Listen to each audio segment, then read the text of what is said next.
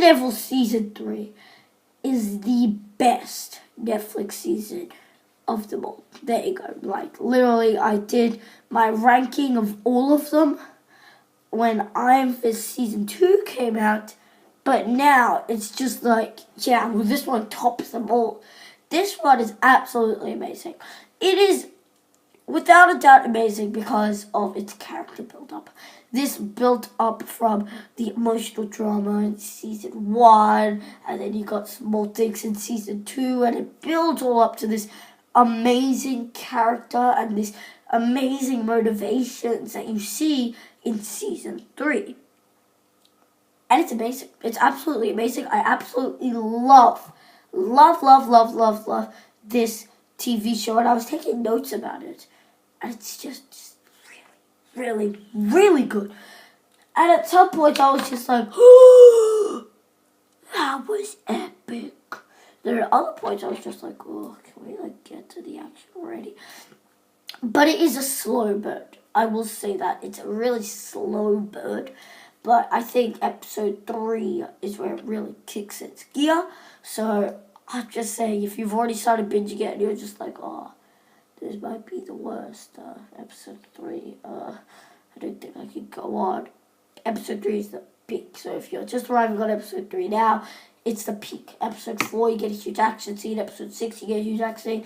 And in this season, you finally get the Kingpin versus Daredevil. You finally get the Murdoch versus Fisk.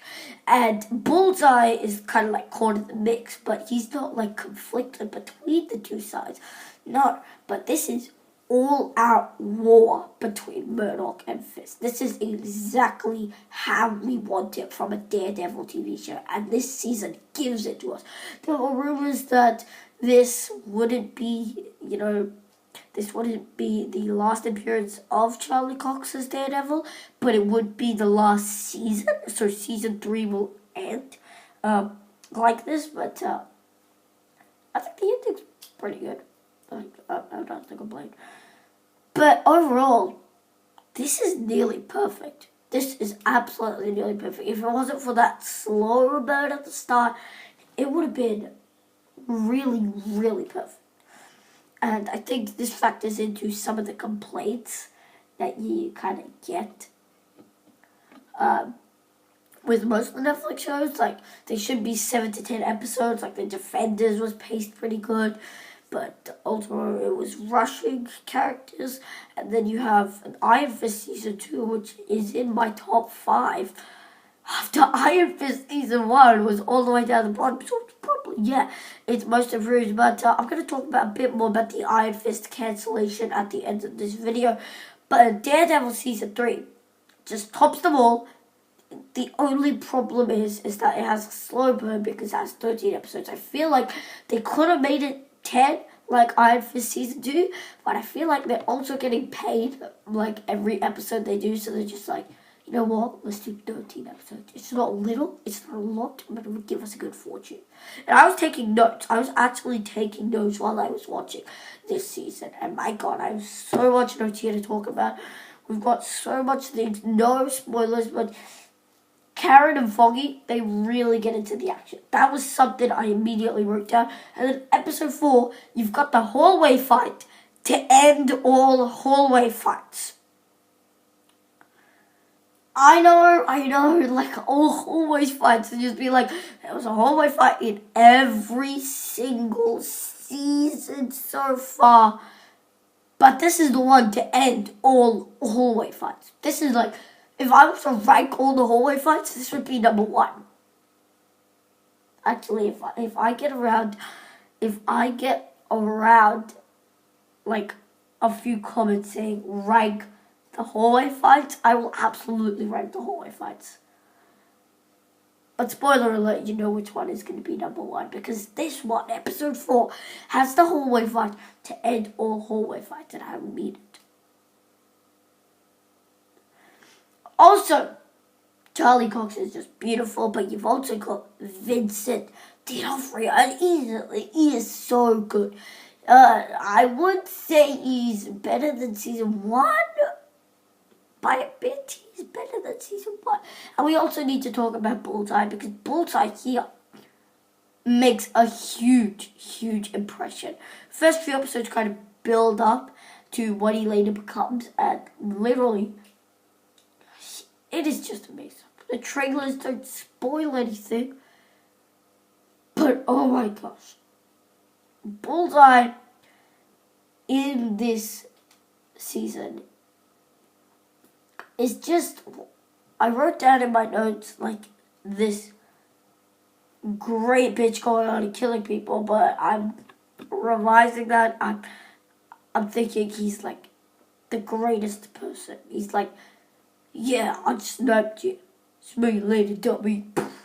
And he's just like, he has no mercy. There was one point where a car blows up and then Bullseye's just like, and he's like, where's surrender? But he kills him anyway, because he has no mercy. He's kind of like the Punisher of Daredevil season 3. He's trying what he thinks is the right thing, but it's the wrong thing. He thinks that driving the city into fear will help him have a bit more, record kind of thing. Or at least that's how I interpreted it. So if he drives the city into chaos, the city will be like, and he has more to do. So his FBI job gets like more and more and more and more and more and more and more and more and more and more and more to do. Likewise, you've got some other amazing characters, some of the new characters. You got Bullseye. Bullseye is my favorite new character. I'm sorry. But overall, this season is a 9.5 out of 10 for me. This season is probably the best Marvel thing to come out this year. Like, literally. It's better than Infinity War. It's better than Black Panther. It's better than anything. It is so close to being a 10 out of 10, where all these other movies have had at least some pacing problems or some visual effects problems. This one, definitely has some pacing problems, but it definitely makes up for that. Like, with the visual effects, you're just like, in Black Panther, oh my gosh, they're amazing visual effects. But then in other times, you're just like, okay, that's as worse as literally all the other visual effects toned down by like 10%. And yeah, but this TV show is just absolutely perfect. So go ahead, tell me down below, where are you up to binging Daredevil Season 3? Have you finished the whole thing? Did you get the first 6 episodes before me? Because I know some people got the first 6 episodes like a week ago. But tell me all that fun stuff, and I would love to hear your thoughts down below in the comment section.